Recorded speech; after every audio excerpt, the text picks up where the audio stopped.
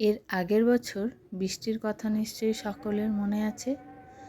আর এই আওয়াজটা শুনে বুঝতে পারছো যে কী অবস্থা ছিল। তো এই বৃষ্টির দিনেও বেরোতে হবে এই ভেবেই মনটা খুব খারাপ লাগছে যে কী করে বেরাবো এই দুর্যোগ মাথায় নিয়ে।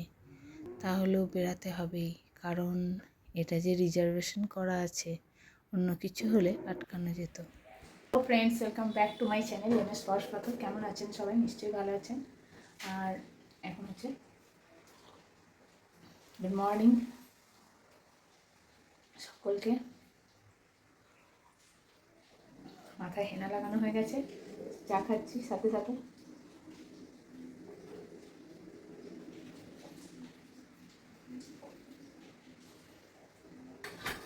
খুব তাড়াহুড়ো আছে আজ, একদম অবস্থা খারাপ। বাইরে ওয়েদার দেখবেন, তুমুল বৃষ্টি পড়ছে, তুমুল বৃষ্টি পড়ছে।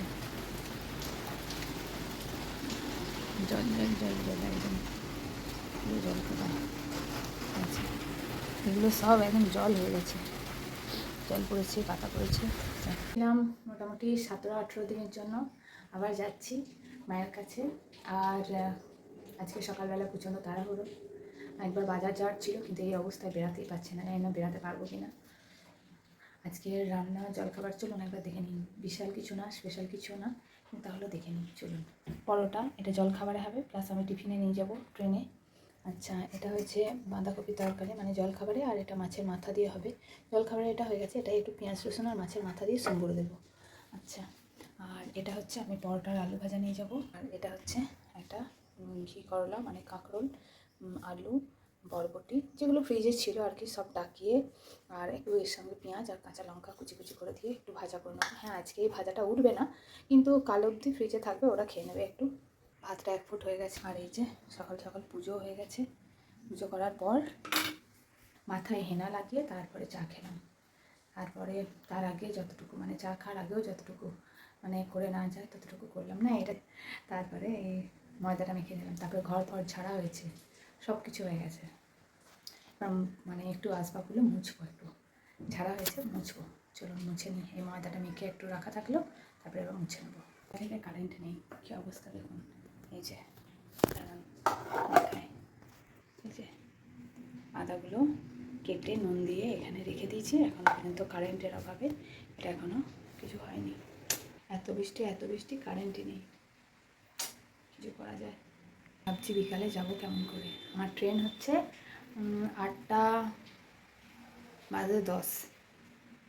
বৃষ্টি, কাঁচগুলো এবারে পুরো জলে ভরে গেছে, সমানে বৃষ্টি পড়ছে। প্যাকিং হয়ে গেছে, চানাচুরটা ভরবো 2টো ব্যাগ, আর একটা পিঠের ব্যাগ আছে। বিছানা বানানো সব তোলা হয়ে গেছে। ব্যস্ততার মধ্যেখানে তোমাদের সামনে আসতে পারিনি। একবারে স্নান সেরে খাওয়াতে বসবো। আর এই যে মেয়ের স্বভাব, সব কিছু পাতে তোলা, যেটা পছন্দ হবে না খেতে সেটা তুলে দেবে, যেই থাকবে সামনে পাতে তার। মধ্যেখানে কোনো দেখা হয়নি, খাওয়া দাওয়া হলো। বাজার গেছিলাম, এসে সন্ধ্যাবাতি দেখালাম, আর তারপরে পরোটা ভাজলাম, আলু ভাজলাম আর নিয়ে আসার জন্য। আর তারপরে আবার খাবার গরম করলাম, সেম মেনুই ছিল। আর রাতে কোনো ঝামেলা করিনি। আর তারপরে ট্রেনে দেখতে পাচ্ছেন দুটো এই যে এখানে রাখা আছে, দুটো ব্যাগ। কালকের জন্য নিয়েছি মুড়ি, চানাচুর।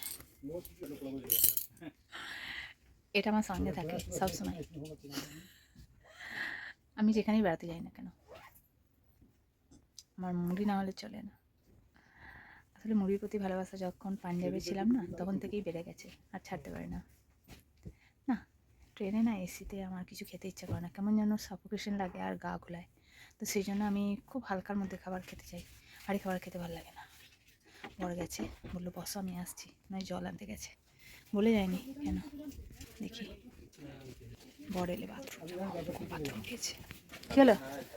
2 বোতল জল আমার লাগে না, আমি জলই খাই না। অ্যাকোয়াগার্ডের জল বোতল। আবার বর তো চলে গেল, ট্রেনও ছেড়ে দিল। হঠাৎ মন খারাপ করে বসে থাকতে থাকতে দেখি চাঁদটার দিকে চোখ গেল। মনে মনে করছি চাঁদটা আমার সাথে আসছে ট্রেনের সাথে সাথে। যাই হোক, খুব ক্লান্ত লাগছিল। আজকের মতো টাটা বন্ধু।